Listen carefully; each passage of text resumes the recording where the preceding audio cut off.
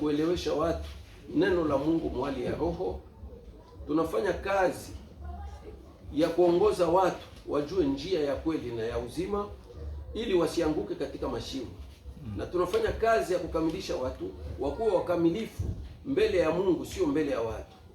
Hivi tunakaribisha tena wasikilizaji wetu wenye kutufuata kwa karibu au kwa mbali, kwa namba yetu ya simu kwa maulizo na majibu, na tutafuta ku 075 56 89 450. Kwa msaada wote wa mwili kama vile wa roho, tutakuwa pamoja. Okay, tunasi msomaji wetu atusome kitabu cha Matendo ya Mitume. Tuanza na kitabu cha Matendo ya Mitume Sura yake 17. Sura yake ya 17. Mistari ya 11. Mistari ya 11. Kichwa ya andiko unena Tesalonika. 11 nasema. 11 inasema hivi. Okay. Watu hawa walikuwa wema kuliko wale wa Tesalonika. Asema watu hawa walikuwa wema kuliko wale wa Tesalonika, kwa sababu walipokea neno kwa nia iliyokuwa tayari. Asema hawa watu walikuwa ni watu wa Beori, ambaye hawa watu walikuwa wanapokea neno la Mungu kwa nia ambayo ilikuwa tayari. Ndio. Mtu mwenye kupokea neno la Mungu kwa nia yenye kwa tayari ni mtu mwenye anapokea neno la Mungu, lengo yake au shaba yake ni kupata wokovu. Sasa tunaomba wandugu wapenzi wenye kutufuata kwa mbali au kwa karibu, tunaomba nia yako ikuwe tayari kusikia neno la Mungu. Ndio. Amen. Amen. Endelea. Kwa sababu walipokea neno kwa nia iliyokuwa tayari kabisa. Okay. Wakatafuta maandiko kila siku kujua hakika ya maneno yale. Nasema wali watu wa Beori walikuwa wanafanya kazi ya kutafuta maandiko kila siku wajua uhakika ya maneno. Kumbe ni kusema kwa kujua uhakika wa maneno, kwa kujua kweli ya maneno, inabidi ukuwe na chunguza maandiko, ukuwe na soma maandiko kila siku, ukuwe nafuata maandiko, ujue kama andiko vile inasema. Eti ndio vile wanatufundisha, eti ndio vile tunaelewa. Tu kama usome maandiko, kujua kweli itakuwa nguvu, ndugu yangu. Ndio maana tunakuomba ukuwe na Biblia yako na block note yako, ukuwe na tufata kila andiko ambayo tutatosha, uifate mu Biblia yako, uone kama vile tunasema ndio vile Biblia kunasema au hapana. Kumbi leo tunapenda kuongea jambo kuhusu manabii ya uongo. Kwa sababu jambo kuhusu manabii ya uongo ni jambo inasumbua watu sana. Hata na watumishi wa Mungu. Unapouliza mtumishi wa Mungu, nabii wa uongo yuko wapi? Atakwambia na yeye ajue. Unapouliza waamini, watakwambia na hao hawajui. Sasa nabii wa uongo iko wapi? Au mwenyewe alisema kama kutakuwa manabii ya uongo, au Biblia ilitudanganya kusema kama kutakuwa manabii ya uongo? Lakini nikiwaza mzuri, Biblia au Mungu hawezi kudanganya au kutudanganya. Ndio maana leo wasikilizaji wetu wenye kutufuata kwa mbali au kwa karibu, tunapenda kuongea kuhusu manabii ya uongo. Nabii ya uongo ni nani? Nabii ya uongo iko wapi? Na tutamjua je? Juu ukisoma maandiko inasema kama manabii ya uongo watakuja. Sasa tujiulize, balisha kuja au abayakuya? Mie na wewe tujiulize, hii manabii ya uongo walishakuja au hawayakuja? Na kama walishakuja biko wapi? Na kama habayakuya batakuya wakati gani? Na tutabajua je asema aba ndio manabii ya uongo? Bwana sifiwe sana. Amina, amina. Ndio maana tunapenda tuongee kuhusu nabii ya uongo. Nabii ya uongo ni nani?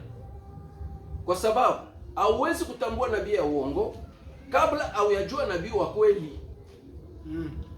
Inabidi ujue kwa nabii wa kweli ni wa wapi, ndio utajua sasa wa uongo.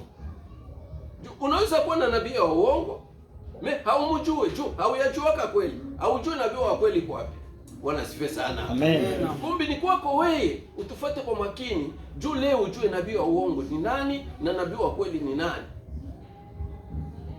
Hauwezi kujua nabii wa uongo tanke hauyajua nabii wa kweli.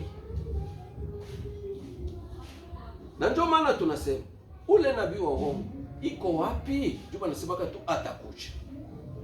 Iko wapi? Hatuyamuona. Sasa tutamjuaje? Kumbe mwalimu, tusome kitabu yetu ya Mathayo. Tutasoma kitabu cha Mathayo Sura yake 24. Sura yake ya 24. Ngapi mwalimu? Mistari 10 hadi 11. Mistari 10 hadi 11. Okay. Kichwa kinasema mambo yatakayokuja. Mambo yatakayokuja. Ni kusema ni wakati wa Yesu. Ndio biko naonesha maneno itakayokuja. Okay? 10 inasema hivi. 10 inasema, halafu watu wengi watakuwa, asema watu wengi watakuwa, watajikwa, na wataona kuchukia, na wengine wataona na kuchukiana. 11. Na manabii wengi wa uongo watasimama. Asema na manabii wengi wa uongo. Sasa ni manabii ya uongo haiko hata moja, sitadidi kwa wengi. Sasa ili manabii wengi wa uongo watasimama, na manabii wengi wa uongo watasimama, okay, na kudanganya watu wengi, na watafanya kazi ya kudanganya watu wengi. Wandugu wapenzi wenye kutufuata kwa mbali au wa karibu, Biblia yangu inasema kama manabii wa uongo watasimama na watadanganya watu wengi. Nikusema au ni wengi na watadanganya watu wengi. Sasa waangalie ndugu yangu, utufuate kwa faida. Unaweza kuwa miongoni mwa watu ambaye watadanganywa na manabii ya uongo, na wewe ni miongoni na haujui. Bwana asifiwe sana. Amen. Ndio maana tunakuomba ndugu zangu mwenye kutufuata kwa mbali au kwa karibu, utufuate kwa faida, ujue nabii ya uongo ni nani, iko wapi, na utamjua namuna gani. Mathayo sura ya 10 na sura yake ya 7. Mathayo sura yake ya 7 mistari 15. Mistari 15 utashuka mpaka 18. Utashuka mpaka 18. Kisha utaruka 21, 23. Utaruka 21, 23. Kichwa kinasema manabii ya uongo. Manabii ya uongo. Biblia inahakikisha juu ya manabii ya uongo. Ni kusema manabii ya uongo wiko. Kama wewe hujawajui, labda leo itakuwa ni bahati kwako ujue nabii ya uongo ni nani. Juu Biblia inahakikisha kama manabii ya uongo wapo. Okay, twende 15. Angalia kwa manabii ya uongo wanaokuja kwenu wakivaa mavazi ya kondoo. Asema muangalie kwa manabii ya uongo wanaokuja kwenu. Nikisema nabii ya uongo haiko sema atakuja. Wanaokuja sitadi tuko nabo deja. Bana kuyaka kwetu, biku kwetu deja. Tuko nabo, tunaishi nabo, tunakula, tunalala nabo. Sasa wanakuambia 15 inasema, 15 inasema angalieni kwa manabii ya uongo. Asema waangalie kwa manabii ya uongo wanaokuja kwenu wakivaa mavazi ya kondoo. Asema banakuja banavala tu mavazi ya nini? Ya kondoo. Malaki kwa wewe kujua nabii wa uongo, wewe angalia tu mtu ule mwenye anavala vazi ya kondoo, ujua sasa ndio nabii ya uongo. Ndio. Juu kondoo ni mnyama, vazi yake labda ni ngozi. Ukiona tu mtu anavala ngozi, huyo ndio nabii ya uongo. Bwana asifiwe sana. Amen. Au ni mfumo basi. Na hata mfumo vala tena ngozi. Bwana asifiwe sana. Amen. Bali itakuwa kiroho au ni mumwili tu. Twende. Wanaokuja kwenu wakivaa mavazi ya kondoo. Asema wanakuja, alama ya kwanza kujua kama huyu mtu ni nabii ya uongo, utamuona anavala mavazi ya kondoo. Lakini ndani wao ni imbwa wakali za mwitu. Asema ndani sasa ye ni imbwa mkali wa mwitu, ni imbwa wa pori. Sasa poke usimjue kama yeye ni imbwa wa pori, ni nyama mkali, yeye anavala vazi ya kondoo. Haleluya. Amen. Twende 20:16. Mutawatambua kwa njia ya matunda yao. Asema aba batu mutabatambua kwa njia ya matunda yao, sio matendo. Juu watu wengi wakati tunapoongea nao tuko natafuta nabii ya uongo, Atakwambia kama nabii ya uongo utamjua kwa matendo. Wakati kuna matendo mazuri, manake ni nabii wa kweli. Nabii wa uongo tutamjua ni wakati kuna matendo mabaya. Hapana, Biblia haidai matendo. Hata mtu akiwa mbaya anakuwa na matendo mazuri. Tuko na mama yetu balituzala ni bachawi, ni batu babaya, abajue Mungu, lakini biko na matendo mazuri. Balitukomaza, banatulipia masomo, bashangazi yetu. Bwana sifa sana. Amina. Sasa maana hapo walikuwa manabii ya kweli. Juba alikuwa anatupatia bukali, bashangazi banatuzia manguo, bajirani banakupatia, bamama bale balozi, mtakuwa mko nacheza mkartie, banakuita anakupa kamai kabukali, kumbe anakupa na bulozi. Bwana sifa sana. Bosata kupatia. Utamwona mtu wa Mungu, mtu wa shetani.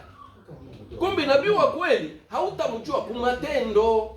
Biblia inahakikisha kama nabii ya uongo atajulikana kwa njia nini? Ya matunda. Ndio. Stadibi kuna matunda yao. Haleluya. Amen, amen. Twende.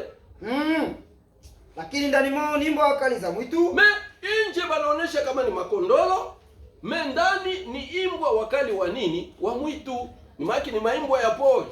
Mtawatambua kwa njia ya matunda yao. Okay, twende. Watu wanakusanya zabibu katika miba, au tini katika miboriti. Vivyo hivyo kila mti mzuri unazaa matunda mazuri. Asema njo vile vile kila mti mzuri unazaa matunda mazuri. Lakini kila mti mwovu unazaa matunda mabaya. Kila mti mwovu unazaa matunda mabaya. 18. Mti mzuri hauwezi kuzaa matunda mabaya. Wala mti mwovu hauwezi kuzaa matunda mazuri. Bwana asifiwe sana. Amen, amen. Maandiko iko wazi. Inasema mti mzuri hauwezi kuzaa matunda mabaya. Na mti mbaya hauwezi kuzaa matunda mazuri. Leo tuko na sanga mti mbaya, tunda ambaye inazalika inasema kama mie hapana, kama mti ulikuwa mbaya mie tazaa tu matunda mazuri. Bwana asifiwe sana. Amen, amen. Biblia inasema kama haiwezekane mti mzuri uzae matunda mabaya na mti mbaya uzae matunda mazuri. Si automatique. Nikusema kama we uko derive ya mti mbaya utazaa tu matunda mabaya. Sawa vile citron haiwezi kuzaa orange hata siku moja. Mais chose leo grave, imani ya leo ya batu, mti ambaye anaishi ndani hata ni citron yeye anasema atatosha tu orange. Bwana asifiwe sana. Amen. 21 nasema nini? Kwa hivi mtawatambua kwa njia ya matunda yao. Asema tutatambua manabii ya uongo isipokuwa tuko njia nini? Ya matunda. Hakuna njia nyingine. Hakuna njia nyingine. Twende. Si kila mtu anayeniambia Bwana, Bwana atakayeingia ufalme wa mbinguni. Bwana asifiwe sana. Amen. Amen, amen. Wandugu wasikilizaji wetu, tuko nafuatana kwa faida. Tuko naongea jambo kuhusu nabii ya uongo. Biblia inasema hivi, si kila mtu, Yesu anashuhudia kama si kila mtu anayesema Bwana Bwana atakayeingia katika ufalme wa nini? Wa mbinguni. Kwa sababu watu wengi wakati anaposema jina ya Bwana anasema kama alishaingia ufalme wa mbinguni au ataingia ufalme wa mbinguni. Yesu anasema hivi, si kila mtu anayesema Bwana Bwana atakayeingia katika ufalme wa mbinguni. Kumbe ndugu zangu, wewe mwenye kunifuata kwa karibu au kwa mbali, ujiazari. Inaweza kuwa ni wewe au ni mimi. Tuangalie sasa. Eske ni kweli huyu Bwana mwenye tuko namtaja ni kweli tutaingia mfalme wa mbinguni au tutakuwa miongoni mwa haba benye kumtaja ambaye abataingia mfalme wa mbinguni? Twende. Si kila mtu anayeniambia Bwana Bwana Bwana Bwana atakayeingia ufalme wa mbinguni. Lakini yeye anayefanya mapenzi ya Baba yangu aliye mbinguni. Asema mwenye ataingia mfalme wa mbinguni ni mwenye kufanya mapenzi ya Baba yake aliye nini? Mbinguni. Twende. 22. Wengi wataniambia Bwana Bwana Bwana Bwana, hatukutabiri kwa jina lako? Sisi tukafanya kazi ya kutabiri. Mungu anasema Baba, Si tulifanya hivi. Haleluya. Amen. Sasa tulitabiri kwa jina lako. Wengi wataniambia, Bwana Bwana, hatukutabiri kwa jina lako? Na kwa jina lako tulitoa pepo wachafu. Asema kwa jina lako tulitoa pepo nini? Wachafu. Tuko nasema tu kwa jina la Yesu. Pepo inafanya nini? Inatoka. Sasa unataka tukatalia nini? Na kwa jina lako tulitoa pepo wachafu. Okay? Na kwa jina lako tulifanya matendo mengi ya uweza. Asema kwa jina lako tulifanya matendo mengi ya uwezo. Kutia tu mkono hivi batu 50 banangu. Kupitisha mshwari hivi 30 banangu. Bwana sifa sana. Amen. Tulikuwa naifanya kwa jina lako. Sasa je, utasema kama hatutaingia mfalme wa mbinguni? Twende. Tunaendelea. Halafu nitawaambia. Yesu sasa akawajibia akawaambia, sikuwajua nyinyi wakati wote. Asema sikuwajua nyinyi wakati wote. Ondokeni kwangu nyinyi mnaotenda matendo maovu. Asema mtoke kwangu ninyi mnaotenda matendo nini? Maovu. Sasa ndugu zangu mwenye kunifuata kwa mbali au kwa karibu, tujiulize mimi na wewe. Aba batu Yesu anabakatala juu ya nini? Okay, balikuwa na tabiri mjina ya Yesu. Banatoa pepo mjina ya Yesu. Wanafanya matendo mingi ya uwezo mjina ya Yesu. Sasa tujiulize ndugu yangu, Yesu alibakataa juu ya nini? Na kwa nini abataingia mfalme wa mbinguni? Bwana asifiwe sana. Amen. Kumbe unaweza kufanya kazi, unaweza kuwa mtumishi wa Mungu ambaye unajipiga kukifua kama uko unafanya kazi ya Mungu na ile shiko unakataliwa. Haleluya. Amen. Na watu wengi hii siku wako natafuta kanisa yenye kuwa na nguvu ya Mungu. Kwenye atenda mkanisa kushota tu kilole hivi, unaanza kuanguka chini. Anasema pale ndio kwenye nguvu ya nani? Ya Mungu. Haleluya. Amen. Yesu anasema pale bato atabakataa. Habajui. Biko natenda nini? Uovu. Haleluya. Ndugu yangu, jipatie muda wa kuwaza, wa kufikiri, utafute kweli ya Mungu, sawa vile wale watu wa Beori ambao walikuwa wanafanya kazi ya kuchunguza maandiko, wajue uhakika. Kama ufanye kazi ya kuchunguza uhakika, ndugu yangu, utasaga, itakuwa kilio na kusaga kwa bega. Haleluya. Amen. Sasa tutafute nabii ya uongo iko wapi? Nabii ya uongo ni nani? Tutamjua je? Amen. Tutarudia taratibu mwili ile kitabu yetu. Ndio. Juu tuingie sasa kindani ndani. Tunarudia taratibu. Kitabu yetu ya Mathayo. Mathayo ile 7 sura ya 7 mistari midogo ya 15. Okay. Tunashuka taratibu. Kichwa kinasema manabii ya uongo. Manabii ya uongo. 15. Angalieni kwa manabii ya uongo wanaokuja kwenu wakivaa mavazi ya kondoo. Lakini ndani mwao ni imbwa wakali za mwitu. Bwana asifiwe sana. Amen. Ndio maana Wakristo wa Beori walikuwa wanachunguza maandiko wajue uhakika. Biblia inasema hivi, mjihadhari na manabii wa uongo wanaokuja kwenu ambao wanavaa mavazi ya kondoo na ndani yao ni imbwa wakali wa nini? Wa mwitu. Nikisema abo ni maimbwa za pori. Ndio. Sasa ndio natuonesha kama alama ya kubajua manabii ya uongo, alama yao ya kwanza ni vazi ya kondoo. Tutafute kwa kondoo ni nani, ndio tujue namna gani banavalaka vazi, juu waanze kumdetekte. Bwana asifiwe sana. Amen. Yohana, tunasoma Yohana moja yake 29 nasema hivi. Yohana 1:29 nasema hivi. Mwana kondoo wa Mungu ndiye kichwa. Mwana kondoo wa Mungu, okay? 29 nasema hivi. Kesho yake Yohana aliona Yesu anakuja kwake. Akasema. Kesho yake Yohana anaona Yesu anakuja kwake, akasema. Kesho yake Yohana aliona Yesu anakuja kwake, akasema. Tazama mwana kondoo wa Mungu anayechukua dhambi ya ulimwengu. Bwana asifiwe sana. Amen. Yohana anaona Yesu anakuja kwake, anaanza kuambia wanafunzi wake kama tazama mwana kondoo wa Mungu anayeondoa dhambi za ulimwengu. Ni kusema yeye Yohane kwa mwenyewe akuwa kapable wa kuondosha dhambi mu watu. Me mwenye na uwezo wa kuondosha dhambi mu watu ni mwana kondoo wa Mungu ambaye ni Yesu. Bwana asifiwe sana. Amen, amen, amen. Kama Yesu ndio mwana kondoo, kazi yake kubwa ni kuondoa dhambi mu watu.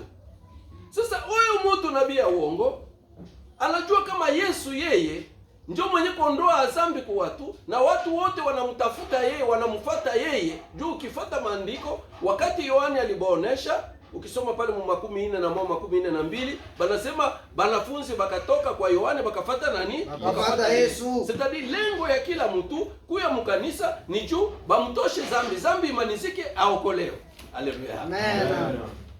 Sasa ndio banatuonesha kama huyu nabii wa uongo, alama yake ya kwanza anavalaka vazi ya kondoo. Ni kusema mwana kondoo ni huyu mtu, ni Yesu mwenye kufanya kazi ya kumaniza dhambi mu watu.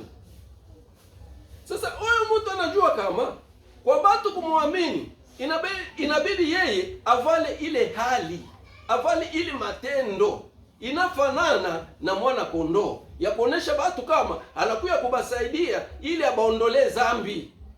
Bwana asifiwe sana. Amen, amen.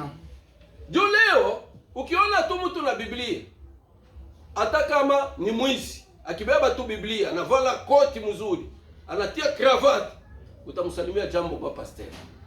Unaona nini? Unaona vazi ya kondoo. Unaona kama kwa huyu mtu, Bwana asifiwe sana. Amen, amen. Unaweza pata msaada juu ya kukusaidia kumiziko yako, kwa dhambi yako.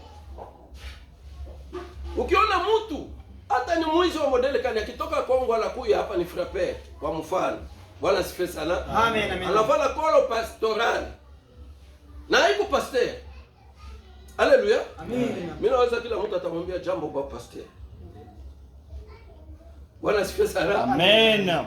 Maybe ndani yake sasa jua kwe pastor ni mbwa wakali wa nini? Wa mwitu. Inaweza kuwa kanisa. Amen. Amen. Tunaonesha vazi. Tunakuonesha vazi ya kwanza ya kondoo ni Biblia. Vazi ya pili ya kondoo tunakuonesha kama ni kolo pastorale. Bwana asifiwe sana. Amen, amen. Amen. Amen. Ya tatu kanisa. Juu ukiona tu kanisa unasema hapa tapata wokovu, tapata msaada. Vazi ya kondoo. Misio ya ile kanisa au ya mwenye kufanya ile kanisa hauijui, ni mbwa mkali wa nini? Ni business yake. Wewe unajua ni kanisa. Yeye ni onjede yake, ni maisha yake yeye na batoto bake. Ndio objectif yake. Bwana asifiwe sana. Amen. Wewe mtu atabeba Biblia, anajua kama hii Biblia akishimama hata mbalabala hata kosa kumpa maji. Bwana asifiwe sana. Amen, amen. Alama ya kwanza ya nabii ya uongo. Utamjua je? Kupitia zile maalama. Amen. Amen. Alama yake ya kwanza anavala vazi ya kondoo. Jua ukiona tu mtu anavala vazi ya kondoo, anabeba Biblia, hata usiku aliua watu, unajua kani mtu wa Mungu. Imani yako inaishia pale. Haleluya. Amen. Na yeye atatembea mpaka na jina ya Yesu. Ndio Yesu anasema, bale watu siku ya mwisho na wewe mwenyewe kuingia mwile kanisa yake. Wala sife sana. Atasema hawajui. Sasa wewe utasema hivi, kama anafanyaka vile vyake, kama yeye haikuwa Mungu, mimi itaenda tu wapi? Okay, maandiko iko clear. Inasema kama mti mzuri hauwezi kuzaa matunda mabaya na mti mbaya hauwezi kuzaa matunda nini? Mazuri. Amen. Twende papa. Tunaendelea. Angalieni kwa manabii ya uongo. Wanaokuja kwenu wakivaa mavazi ya kondoo. Sipokuwa makanisa mingi utakuta lengo yao kubwa haiko ya kumaniza dhambi ndani ya watu, haiko kubabeba mbinguni, bali lengo kubwa ni kujiretrouver mwili. Ndio unakuta kanisa haina mwanzo, haina mwisho. Haleluya. Amen. Akikufa mtoto wake anabakia pale. Akienda Bulaya anaita myomba wake, hata alikuwa anachunga ng'ombe, anakuja pale anakuwa pastor. Bwana asifiwe sana. Amen. Na wao napika tu mikono. Akifika Bulaya anakuwa rasta na manywele. Unasema pastor anapendeza, ulishamwona kwa Facebook. Haleluya. Amen. Amen. Amen. Twende. Angalieni kwa manabii ya uongo. Wanaokuja kwenu wakivaa mavazi ya kondoo, lakini ndani mwao ni imbwa wakali za mwitu. Okay, twende. Mutawatambua kwa njia ya matunda yao. Asema mutawatambua kwa njia ya nini? Ya matunda. Sio matendo, ndugu yangu. Matendo hautajua mtu mbaya. Hata hivi niko nahubiri hapa, naweza kwa usiku nilikuwa kuzimu, asubuhi nakuja hapa, hautajua. Haleluya. Amen. Me utajua mtu wa Mungu, utajua nabii wa kweli au nabii ya uongo ni kunjia nini? Ya matunda. Tutafute sasa tunda nini? Waebrania 13:15. 13:15 inasema hivi. Mupendane ndio kichwa. 15. Basi kwa njia yake tumupe Mungu zabihu za sifa siku zote. Asema kwa njia yake tumupe Mungu zabihu za sifa siku zote, ndiyo tunda la midomo inayokiri jina lake. Asema ndiyo tunda la midomo inayokiri jina lake. Haleluya. Amen. Sasa hii tunda yenye kwa midomo ndio tunda gani? Ase tumupe Mungu zabihu za sifa siku zote, ndiyo tunda la midomo inayokiri jina lake. Kumbe tunda ambayo tuko naongea ni kumidomo. Ndio. Bwana asifiwe sana. Amen, amen. Huku kukinywa kumidomo huku ndio utajua tunda ni haki au kweli. Bwana asifiwe sana. Amen, amen. Sasa nani ya kweli au miongoni mwa kweli au haki kunapatikana kweli mbili. Kuko kweli ya mwili na kuko kweli ya roho. Kuko haki ya mwili na kuko haki ya nini? Ya roho. Sasa huyu nabii wakati anapokuja mbele yako, anakuja na kweli, anakuja na tunda.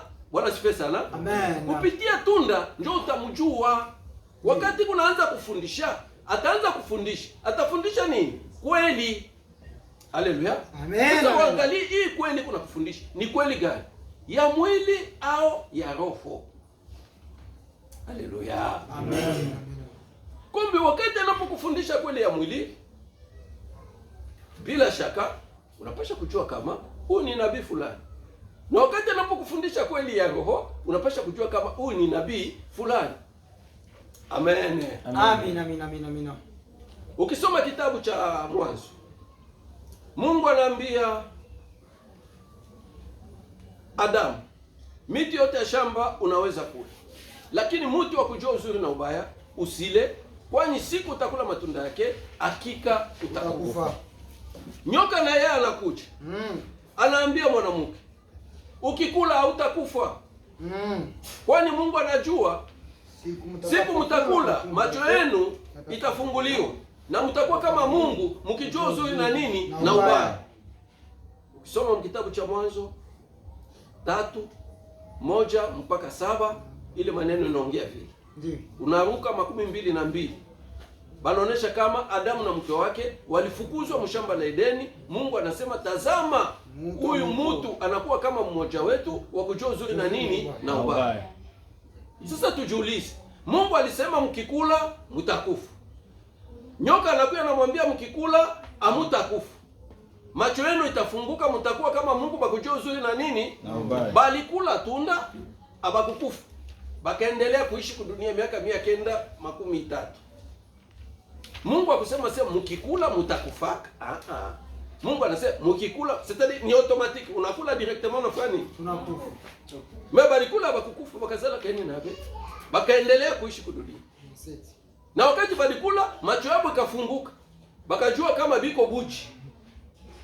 Haleluya. Amen, amen. Mais Mungu sana kwa batafuta mshamba ya Edeni. Akubauliza tena sema mbona muyakufa? Anabauliza muko maka ndiyo biko wazima bakukufa alibadanganya. Haleluya. Amen, amen. C'est-à-dire maneno yote shetani alisema yote litimilika. Balikula bakukufa. Macho ikafunguka. Bakakuwa kama Mungu. Mungu yeye pekee anabafukuza mshamba ya Edeni, juba anakuwa saa Mungu. Bakujua uzuri na nini na ubaya. Sasa ndugu zangu, tujiulize kati hapa watu wawili, nani alisema kweli? Shetani alisema kweli, balikula bakukufa. Haleluya. Amen, amen. Mungu naye alisema kweli, balikula balifanya nini? Balikufa. Kumbe ni kusema ndani ya Biblia au ndani ya ulimwengu kunapatikana kweli mbili. Ndio. Amen. Amen. Kuko kweli ya Mungu ni ya roho. Wakati balikula automatiquement balikufa kiroho. Amen. Amen. Amen. Tandis que kweli ya shetani ni ya mwili. Wakati balikula habakukufa kimwili. Ndio. Na ndio maana hii Biblia mnapatikana kweli mbili. Kuko kweli ya mwili na kuko kweli ya roho. Wakati unafuata hii Biblia au unafundisha hii Biblia katika hali ya mwili, vile vile andiko inaandikiwa, ni kusema unafundisha kweli. Ni kweli. Wanasema kwa mfano, hii ni chukua mkate ukule, ufanye hivi kwa nini? Kwa kunikumbuka. Unakuwa mkanisa, unabeba mkate unapatia watu. Na soda damu tu ndio mpataki. Bwana asifiwe sana. Amen. Unapatia watu. Ni kweli ni bongo? Ni kweli. Mekweli gani? Ya Ya Mungu. mwili. Ya mwili, ya maandiko. Haleluya. Amen. Tandisike kuko kweli ya pili ambao unapasha kupapatia watu mkate. Yesu anasema mkate wa kweli ni yeye ambao ulishuka nini? Mbinguni. Sitadi kuko kweli mbili. Bwana asifiwe sana. Amen. Ndio maana wanasema hivi. Au haki mbili. Kuko haki ya mwili na haki ya roho. Au kweli ya mwili na kweli ya nini? Ya roho. Ndio maana nasema huu nabii ya uongo utamtambua kwa njia ya nini? Ya matunda. Tunasema tunda iko kukinywa. Soma mbele tena nini? Mezali. Tunasoma Mezali 12:14. 12 14. Inasema hivi. Mezali 12:14. Inasema hivi. 12:14. Mtu atashibishwa Mtu atashibishwa kwa mema kwa matunda ya kinywa chake. rudia mzuri. Unarudilia sala. Ah. Mtu atashibishwa Mtu atashibishwa kwa mema kwa mema kwa matunda ya kinywa chake. kwa matunda ya kinywa chake. C'est-à-dire kukinywa kutoka nini? Matunda. Amen. Haleluya. Amen. Tunaonesha kama hii tunda endelea maniza. Tunaendelea. Na mtu atarudishiwa matendo ya mikono yake. Aha, na mtu atarudishiwa matendo ya mikono yake. C'est-à-dire matendo ni kwa mikono. Ni vitu vya kupezana. Hata mtu mbaya anaweza kukupatia. Haleluya. Amen. Kwa mtu wa Mungu utamjua kunini? Kumatendo. Tandisiko utamjua wapi? Kutamko. Utamjua kuhaki. Ukweli ambayo itatoka wapi? Kukinywa. Sasa huko kukinywa ndio kunapatikana kweli mbili, huko kweli ya roho na kweli ya nini? Ya mwili. Sasa huyu nabii ya uongo utamjua je? Kupitia matunda. Kumbe wakati mtu anaposimama kufundisha neno la Mungu ndani ya hii Biblia, akifundisha katika sehemu za mwili, akifundisha maandiko vile vile maandiko inasema, ni kusema bila shaka huyu ndio nabii ya uongo. Haleluya. Amen. Eske tunaweza pikia Mungu mikono? Na huyu mwenye kufundisha neno la Mungu ndani ya hii Biblia katika sehemu za roho, huyu ndio nabii wa kweli. Kumbe nabii ya uongo na nabii wa kweli usimtafute mbali, umtafute ndani ya Biblia, na utamjua wakati gani? Ni wakati anaanza kutamka, anaanza kufundisha. Bwana asifiwe sana. Amen, amen, amen. Ukimshikia tu anaanza kufundisha. Ndio vile Mungu anasema nini? Timotheo 2:13-14, mwanamke avali kitambala. Haleluya. Na analazimisha huyu mwanamke avali kitambala. Bwana asifiwe sana. Ni kweli gani? Kweli ya Chini Mungu. andikio. Ndio. Ni kweli kumwandika mwanamke avale kitambala. C'est-à-dire anafundisha kweli. Ni kweli gani? Ya mwili. Hii kitambala haitaokoa huyu mtu wala haitampoteza. Hata avale vitambala ngapi havitamwokoa. Bwana asifiwe sana. Haleluya. Amen. Oh, meza ya Bwana. Oh, Yesu alisema mfanye hivi kwa nini? Ni kweli. Ni kweli gani? Ya mwili ambaye haiwezi kuokoa watu. Na ndio maana hapo wenyewe wanakuta kama japo watu bakule mikate, japo bavale vitambala, japo bawaambia se bavale injo manguo ya banaume, injo ya banamuke, haiwezi kuokoa watu. Mwisho wanakuambia chini ya jua hakuna nani? Mtakatifu. Sasa Mungu anahubiri neno la Mungu juu ya nini? Kama hakuna mtakatifu, mwache batu pasule madawa, bapate hata pesa baishi. Ama batu banaacha kufuata shetani, banafuata Mungu. Kufika kwa Mungu sasa hakuna mtakatifu.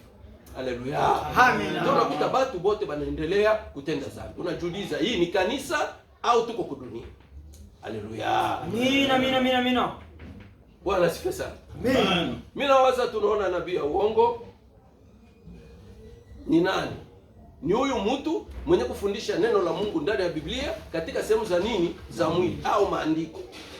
Na nabii wa kweli ni huyu mwenye kufundisha neno la Mungu ndani ya Biblia katika hali ya roho. Stadi kukufasiria kila kitu mroho, akuoneshe mwanamke ni nani.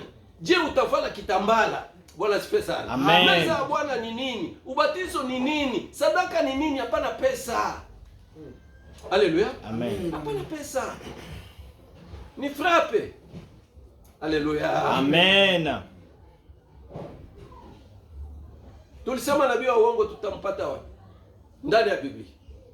Mimi naweza maulizo yote tulisha kuchibia. Bwana asifiwe sana. Amen. Somee Yohana wa kwanza. Yohana wa kwanza Sura 4 sura yake ya 4 mstari wa kwanza. mstari wa kwanza nasema hivi: angalia mafundisho ya uongo. Angalia mafundisho ya uongo. Moja anasema hivi: Moja nasema, wapenzi, msiamini kila roho. asema msiamini kila roho. Juma roho ziko tele, kuko roho ya kweli na kweli na roho ya nini? Ya uongo. Aha. Wapenzi, msiamini kila roho. Okay. Lakini jaribuni roho. Mjaribu roho. Aha. Kama zimetoka kwa Mungu. Okay. Kwa sababu manabii ya uongo wengi. Manabii ya uongo wengi. Abiko hata kidogo, ba mingi. Unaweza toka humu na kimbilia humu kumbe kumuule ule nabii wa uongo. Ili mafundisho ndio unaikuta huko. Ili mafundisho sitani biko ba mingi. Ndio. Ambayo biko na mafundisho hapo moja. Haleluya. Amen. Aha.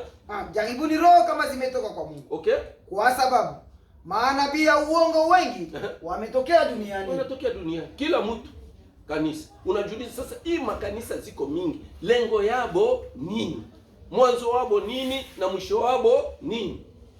Amen. Amen, amen, amen. Andiko ya mwisho. Andiko ya mwisho. Yohani pale. 4 Tutasoma Yohani 4 23 23 24. Kumbe ni kusema nini? Wakati huyu Adamu na mke wake walikuwa ndani ya shamba, wakati walifuata kweli ya shetani, Mungu akabafukuza mshamba la Edeni. Bakaenda. Kuliko na baliendelea kuzala. Bwana sifiwe sana. Na bakaendelea kupeleka ile kweli yabo ambayo ni kweli ya nani? Ya mwili au ya shetani. Ndio maana Mungu akaona. Biblia inasema mzuri. Kwa maana Mungu alipenda ulimwengu, akatoa mwana wake wa pekee ili yeyote atakayemwamini asipotee bali apate uzima wa nini? Ndio akasema hivi, nikiacha babatu batabakia na hii kweli ya shetani, batabakia na hii haki ya mwili, kumbe nitume mwana wangu wa pekee Yesu Kristo. Ndio misio sasa Yesu alikuta makanisa. Zile makanisa ilikuwa na ubiri neno la Mungu. Yesu naye anakuja na neno la Mungu. Eti ili makanisa ilimkubali Yesu. Kwa nini yekumkubali? Ni kwa sababu abo balikuwa na ubiri neno la Mungu katika hali ya mwili. Haleluya. Amen. Yesu anakuja analeta neno la Mungu katika hali ya roho.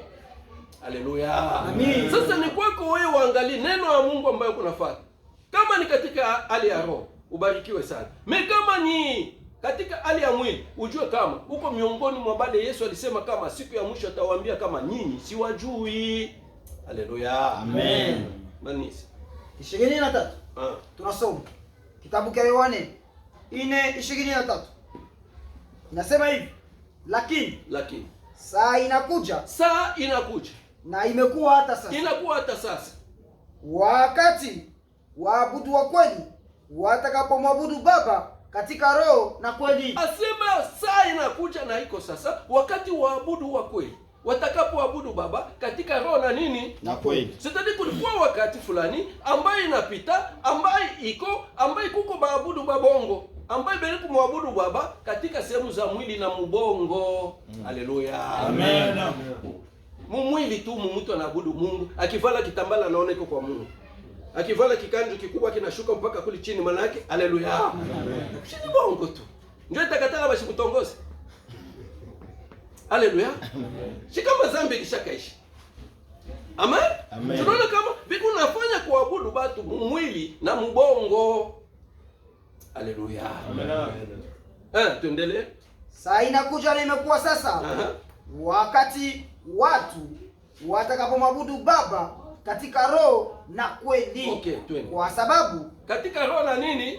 Kweli. Kweli gani? Ya roho.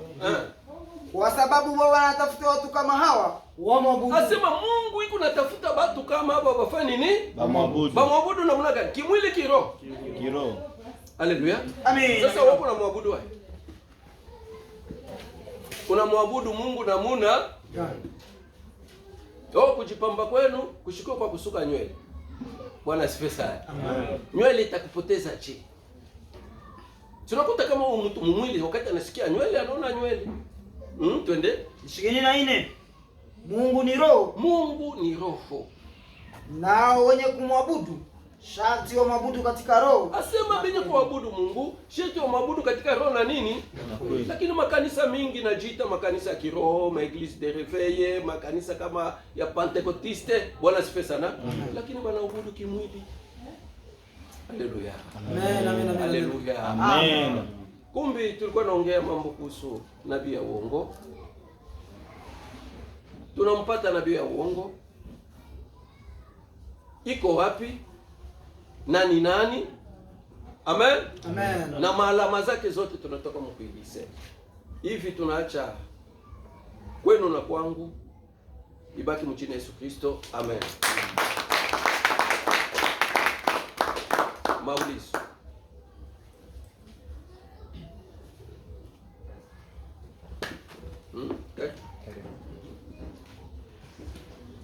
Karibu mama wetu. Sio pale.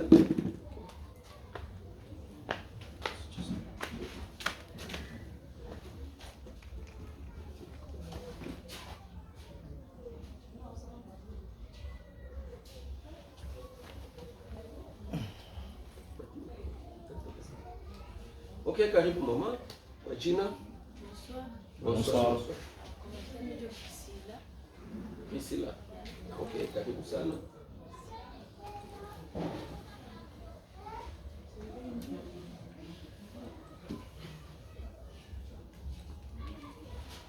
Alors, merci pour l'opportunité. J'ai des questions des poser par rapport à la sujet papa de quoi l'apporter. Ma première question c'est il y a que il y a de ces gens là les Mungu atakatalaka kwa parce que peut-être walikuwa na ongozewa na info prophète ou info pasteur. Mais unakutanisha la personne peut-être aliishi mzuri, alifanya yake mzuri mais donc mwisho Mungu atakiana mkatala a fonction ya mtu mwenye alikuwa na muongoza. Ndio question ya kwanza. La deuxième question ni oui, le faux prophète banafanya kama miracle mais aussi unakutanisha ba jua iko bote ndio ba iko faux kwa benye ba kweli. Ndio banafanya kama miracle parce que c'est la Bible qui dit bote benye wanaamini Yesu le miracle et les prodiges ça fatala nao. Alors comment est-ce qu'on va différencier le miracle que le faux prophète banafanyaka na bale ba kweli? Très bien. Est-ce que tunaweza kumpikia mama mkono? Anakufuata kwa faida. Amen. Amen. Lakini takosoa fasi kidogo, sio mie nasema. Biblia Yesu ndio anahakikisha kama ili siku ya mwisho wale watu fulani atawaambia kama hawajui. Mimi nakuja kurapporter tu message ya Yesu. Haiko mimi ndio nasema. Okay, merci. Ukisoma kitabu inasema hivi. Si Mathayo 14:23 inasema nini? Mathayo 14:23. Anasema hivi.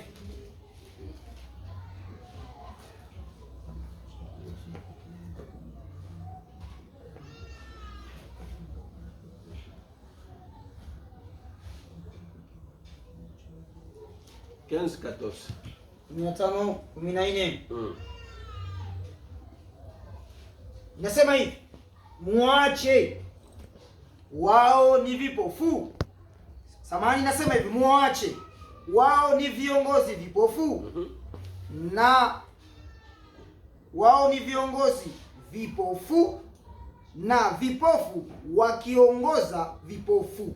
Soma mzuri. Tunasoma mzuri. Muache. Wao ni viongozi vipofu. Na wakiongoza vipofu. Wote wataanguka ndani ya shimo. C'est-à-dire kama mwenye kukuongoza, kiongozi wako, yeye ni kipofu. Kipofu ni mtu mwenye haoni. Kama anakuongoza na wewe mwenye kumfuata uko kipofu. Juu kama wewe uko unaona, utasema huko koko nibeba ni babaya. Mendelema unaendelea kumfuata, ni kusema na wewe uko kipofu. Mwote mtanguka mshimo. Sipokuwa ilisema kama haiwezekani muti mzuri uzae matunda mabaya na muti mubaya uzae matunda nini mazuri. Stadi huyu kiongozi kipofu anafananishwa na muti mubaya ambaye unapaswa tu kuzaa matunda nini mabaya. Deuxième question. Anauliza tutajua je hii miracle biko nafanya njoo ya nabii ya kweli au ya nabii wa nini wa uongo? Amen. Amen. Très capital. Kitajulisha tu kama hii miracle ni ya nabii ya uongo ni wakati kwa kufanya miracle katika sehemu za mwili. Itajulisha kama huyu nabii ni wa kweli ni wakati huyu mtu kunafanya miracle katika sehemu za nini za roho. Kwa mfano nitakupa example. Soma mbele nini? Tunasoma Jean Yohana 9:39 nasema nini? inasema hivi 9:39 Yohana inasema hivi, Yesu akasema mimi nimekuja katika dunia hii kwa hukumu. Yesu anasema alikuja katika dunia hii kwa hukumu, ili wasioona waone, wasioona waone. Maana yake anakuja kufungula watu macho. Okay, twende. ili wasioona waone na wanaoona wawe vipofu. Na benye kuona bakuwe nini? Vipofu. Eske unaweza kunipatia fasi Yesu alivunja watu macho?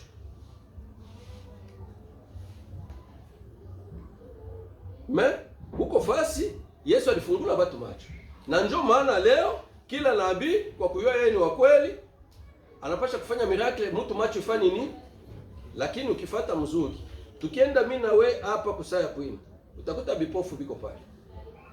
Sasa bili bipofu hawezi kuchuliza aba kwake na bandugu baba bebe kubali banabii ya kweli baba ombe baone. Aba kwake na bandugu baba bebe ili bisheta na bali bagonjwa bende kuli manabii ya kweli baba ponyeshe. Amen. Amen. Unakuta kama kuko wenyewe wanawaponesha na kuko wengine wanafanya sijui tutaita nini. Tunasikilizana na wewe, unafika mkanisa yangu na kulipa pesa, unakuya kanisa bakujui. Mimi utafika pale tuombe, mkuomba tu pale papa. Haya nililipa watu 5-6 banatoa ushuhuda. Mimi nilikuwa kipofu naona. Bato bamujua bataitika batakata. Bataitika. Stadi miongoni mwa miracle au maajabu watu wakafanya, huko yenyewe biko naifanya, munjie yenyewe ya kuchezea watu akili, kubadanganya mwakili, kubapita mwakili. Okay. Na tuko naenda sasa ku miracle ya kimwili. Kwa mfano leo. Sikuombe mbaya au tuti mfano, huyu mtu anakuya iko na sida. Mimi namuombe. Huyu mtu anapona. Yesu anakuya kesho. Huyu mtu ataokolewa atapotea. C'est sa foi. Ina dépendre na foi yake, c'est-à-dire effet ya kumponyesha itamoko. Kitamoko ni foi yake. Merci beaucoup. Kumbe nikupenda kuonesha nini? Japo uponeshe huyu mtu. Bwana sifa sana. Amen. Mekenye kuokoa mtu. Juu shabaya batu kuya mkanisa ni juu batu baokolewe. Kitaokoa huyu mtu haiko kumponesha huyu mtu. C'est pourquoi Yesu akujifokalize mu miracle ya mwili. Juu manabii balifanya miracle mingi, ba Elia, ba Moizi balifanya ajabu. Meya akufanya Elia alifanya ya kiroho. Kumbi kama Yesu anasema alikuja kwa dunia kwa hukumu ili hapa benye kuona bakuwe kipofu na bipofu bapate kufanya nini? Kuona. Stadi ni miracle yake ya kwanza. Kipofu ni nani? Ni wewe mwenyewe biko na kufundisha neno la Mungu, mwenyewe uko unafuata neno la Mungu, biko na kuongoza mgiza na haujui. Uko kipofu. Wanakuambia tolea ya Mungu pesa, unaona tia pale inaingia mu mfuko. Watoto banaishi banasoma university. Haleluya. Amen. Unaona kipofu. Sasa Yesu anasema yeye anakuja Jua kuya kufungule macho. Yesu ndio neno la Roho ambaye litakuya likufikie, likufungule akili uyose kumbi pesa bananiiba, batakuiba tena. Shurisha ona. Haleluya. Amen. Na huyu mwenye kuona amufunje macho akuwe nani? Kipofu. Wewe ulikuwa unafanya tu kikalo unaangalia jipe hautapitisha. Haleluya. Ilifo Yesu akuye neno la Mungu likuvunje macho hata unaona jipe unaona safi hakuna kitu. C'est pourquoi mission ya Yesu. Haleluya. Kumbi miracle inajulikana ni mwali ya Roho. Hakuna miracle kubwa kuachisha mtu zambi. Ndio miracle kubwa. Huyu mtu alikuwa mwizi, umhubiri neno la Mungu, anaacha mwizi anakuwa mtu wa Mungu. Ndio maajabu. Yesu. Huyu mtu alikuwa mtenda zambi, unamhubiri neno la Mungu, ndio maajabu. Amen. Amen. Sijui kama napima kukuji. Okay. Tunaweza soma andiko ingine? Ndio. Soma mbele wa Korinto wa pili. Wakorintho wa pili Sura 2 mstari 17 inasema nini? sura 2 mstari 17. Wakorintho wa pili sura ya pili mstari ya 17 inasema hivi. 2:17. Okay, 17 inasema hivi. Kwa sababu sisi si sawasawa na wengi. Soma mzuri. Kwa sababu sisi si sawasawa na wengi. Asema sisi hatuko sawa sawa na wengi. Bale ba mingi bale. Si hatuko sawa nabo, Wanaoharibu neno la Mungu. Asema banaharibu neno la nini? Banayaharibu je? Neno la Mungu biko nayaharibu je? Huko naharibu neno la Mungu ni wakati uko nafundisha katika sehemu za nini? Za mwili. Ndio. Sisi si sawasawa na watu wengi wanaoharibu neno la Mungu. Okay? Lakini kama watu wenye weupe wa moyo, kama watu wenye weupe wa moyo, lakini kama watu waliotumwa na Mungu. Sisi ni kama watu wenye walitumwa na nani? Na Mungu. Ambaye tuko na mission ni kuokoa mioyo ya watu. Apart ça, hatuna besoin ya kitu kingine. C'est pourquoi hapa tuwezi kukombea, tukwambia kama utapokea visa. Utaenda Bulaya. Ukienda Bulaya njoo na kwa nini? Haleluya. Kwa sasa mwenye Bulaya utamhubiri nini? Amen? Amen. Na ndio mahubiri watu wanapenda. Ingekuwa hapa sisi tulitumia invitation, tubambie tutabaombea watapata mavisa kama hapa fashi ingekuwa kidogo. Sasa sisi hatuko sawa wale wengine ambao wanaharibu neno la nini? Olie ufundishe watu bakuye mkanisa bajue banakuya kufanya nini, me banafundisha watu makomedi ndani ya kanisa. Haleluya. Amen. Mateatre ndani ya kanisa. Njoo batie kwa tutoto, tunavala uniforme pale, tunakuja kucheza, unajiuliza usiste ni nini? Na wewe ulisoma huko pale njoo uko tu kabisa, unaitika huko nadanganyika. Masomo yako ya bure, kipofu. Kuya kwa Yesu akufungule macho. Twende? Ndio, tunaendelea. Lakini kama watu wa moyo weupe, lakini kama watu waliotumwa na Mungu, mbele ya macho ya Mungu, tunasema katika Kristo. Asema siye mbele ya macho ya Mungu, sisi tunasema katika nini? Kristo. Amen. Amen. Amen. Mwingine. Papa wetu.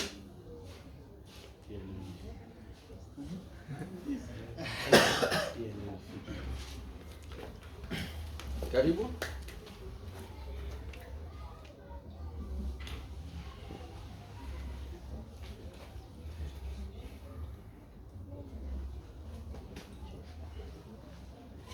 Karibu frère Alex.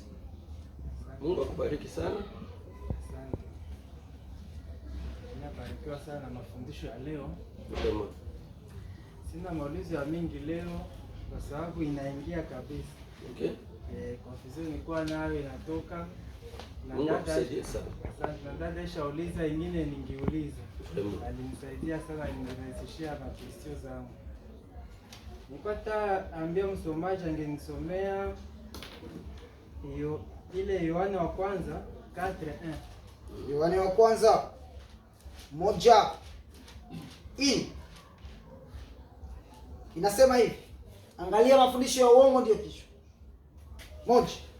Wapenzi, msiamini kila roho, lakini jaribuni roho kama zimetoka kwa Mungu.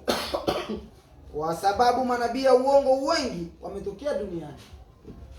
Asante msomaji, njoo pale. Ulizo yangu Nilikuwa mimi nauliza jinsi maandiko yanatoka kusema pale tujaribu roho. Niko mimi naona mara mingi makanisa ya mingi ama mafasi za mingi zenye tulishatoka, ndaanzia kwanza kwa mizilima.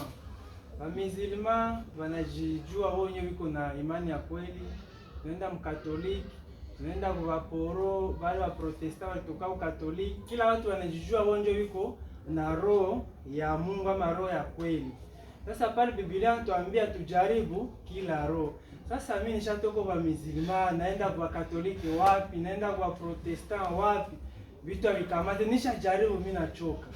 Sasa kesi yangu ndajaribu tena roho namna gani? Ndio kesi yangu ile mtumishi wa Mungu. Merci beaucoup. Bwana asifiwe sana. Amen. Amen. Banasema hii manabii ya uongo biko mingi. Pale njoo kusikia mzuri. Haiko umoja. Hapa kusani Katolika au nikimbangua, biko ba mingi. Sitadia unaweza toka humu unaingia humu ni umoja tu. Kenye kujulisha huyu mtu kama ni nabii ya uongo ni wakati iko nafundisha neno la Mungu ndani ya Biblia au ndani ya Korani katika sehemu za mwili. Maana ukikuta hii kanisa banafundisha neno la Mungu msemo ya mwili na hapa neno la maana ni batu hapa achani ni botu banabadilishana tu majina. Joabu benyenjo banapangaka majina. Naweza kuna experience makanisa siku naachana hapa banafia sadaka au bukubwa hapa baribiku puru ya huyu, hapa puru ya huyu, hapa banaenda banaikana na kanisa yetu tuitii jina gani. Na watu banajua kama waligombania sadaka. Bwana asifiwe sana. Bataachana ni. Shida pamoja. Amen. Amen. Ni pamoja. Kumbe kujaribu roho. Amen. Amen. Sio kwenda na kujaribu roho ni wakati uko na uliza. Nampiga question. Wende kwa kamuulize leo, nabii ya uongo iko Wapi?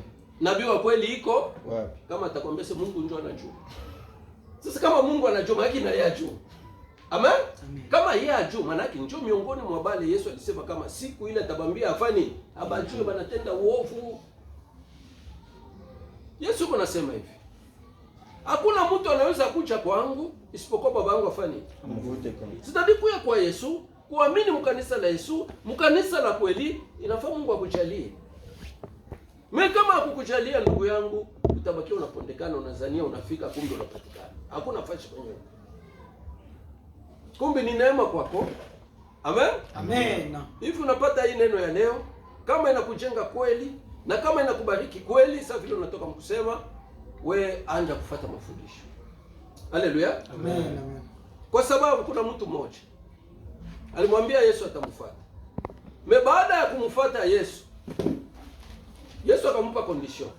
Akasema mwenye kupenda kunifuata mimi, achukie baba yake na nani? Na mama yake. Na ndugu yake na watoto. Anaanza kufuata Yesu. Alishabachukia. Haleluya. Amen. Sasa tufuate mwili. Si ndio hapo wanafundisha mwili. Kwa nini abafundishake pale? Pale bafundisha gani? Kuchukia baba na mama. Yeah. Yesu ndio anasema maji hayakuwa wanafunzi wa Yesu. Yesu ndio anasema mwenye kupenda kuwa mwanafunzi wangu inabidi achukie baba yake, achukie mama yake, bibi yake na watoto. Soma mbele yake. Tunasoma. Ulishaka soma ile andiko? Bala kufundishaka ipa. Natuambia hata tuache yote tumfuate, tuache familia zetu, babako na mama. Ya mumwili bali kuzaa. Bila hapo bengekuwa. Tunaona ni manabii ya uongo. Haleluya. Njoo bongo hapo kule. Njoo anafundisha mumwili. Amen. Huyu mtu njoo anazala mtoto wake. Anafika mkubwa wewe tu unakuja kumparamia juu ya maendeleo, aache jamaa yake akufuate. Haleluya. Soma mbele nini andiko? Soma kwa Wakorintho wa pili. Wakorintho wa pili Sura 5 tutarudia. Sura 5 mstari 18 na 12 mbio kisha turudi kwa question yake. Wakorintho wa pili sura 5 mstari 12 Inasema nini? nasema hivi. Mstari 12 18 na 12. Wakorintho wa pili sura 5 mstari 18 na 12. Okay. Na maneno yote yanatoka kwa Mungu Asema maneno ambayo sisi tuko nasema inatoka kwa Mungu, okay? Aliyetupatanisha sisi naye mwenyewe kwa Yesu Kristo. Asema kama tulipatana na Mungu, tulifikia kujua hii kweli ni kupitia upatano alitupatanisha na Yesu Kristo, okay? Naye alitupa sisi utumishi wa upatanisho. Asema alitupatia sisi utumishi wa nini? Wa upatanisho, kwa kuachanisha. Amen? Amen. Utumishi sisi tuko nao ni wa kupatanisha watu. Hapana kuachanisha. Ile ni utumishi ingine ambaye haiko ndani ya Biblia. 19. Maana Mungu alikuwa ndani ya Kristo. Mungu alikuwa ndani ya Kristo akipatanisha ulimwengu naye mwenyewe. Asema alipatanisha ulimwengu na nani? Naye. Ndio misio tuko nayo. Kama neno la Mungu kuna ubiri, uko mfasi wa Yesu, unapaswa kuhubiri neno la upatanisho, okay? Asihesabu makosa yao. Na alituweka sisi kuhubiri neno la upatanisho. Asema alituweka sisi kuhubiri tu neno la nini? Sio la kutenganisha. Sipokuwa kupa kwetu hatutengake watu. Haleluya. Wewe kuya na mazambi yako tukuhubiri neno la Mungu, ugeuke, Mungu atukuzike. Wewe ndio utaenda kushuhudia sasa vraiment Mungu yuko. Mimi nilikuwa hivi, leo nakuwa hivi. Haleluya. Amen. Kumbe nikupenda kuonesha nini? Huyo mwanafunzi Yesu anamwambia kama chukia baba yako na mama yako kwa kuwa wanafunzi wako. Mwanafunzi mmoja akamfuata. Akamwambia, mimi napenda nikufuate kokote, lakini uniruhusu kwanza niende nikazike baba yangu na nini? Yesu akamwambia nini? Akamwambia acha bafu bazike nini? Bafu wenzao. Sasa kama wewe ulishaacha baba na mama, ulishaona baba na mama ni nani? Ni ile mafundisho ya mwili ambayo walikuwa nakudanganya. Inabidi uichukie, uachane nayo. Bwana asifiwe sana. Amen. Bitambala, meza ya Bwana ni babibi na batoto bali fo achane nabo. Na kama unaanza kufuata Yesu sasa. Amen? Amen. Wewe usirudie tena kwenda kuzika baba na mama, achana nabo. Hapo ni bafu kwa kufanya kazi ya nini? Ya kusikana. Amen? Sio unazikana hapo penyewe. Sasa wewe kama ulishapata neema, unaona kweli, utarudia tena kwenda kuzika. Haleluya. Amen. Unashikia kwa hapa sebo dimanche kwa niende chuba shinicheke hivi. Acha bali bazike bafu babo. Haleluya. Wewe fuata Yesu, fuata kweli. Ndio itakuokoa. Eno kanisa au pastor. Haleluya. Amen. Eske tukunasikia? Ndio. Eske tunaweza pikiana mikono? Mangapi tuko tayari kufuata Yesu kuacha baba na mama? Mchana wa leo neno ya leo na baba. Mungu awabariki sana. Amen. Amen. Amen. Endelea ulizo ya mwisho. Eske mimi nakuchibia? Merci.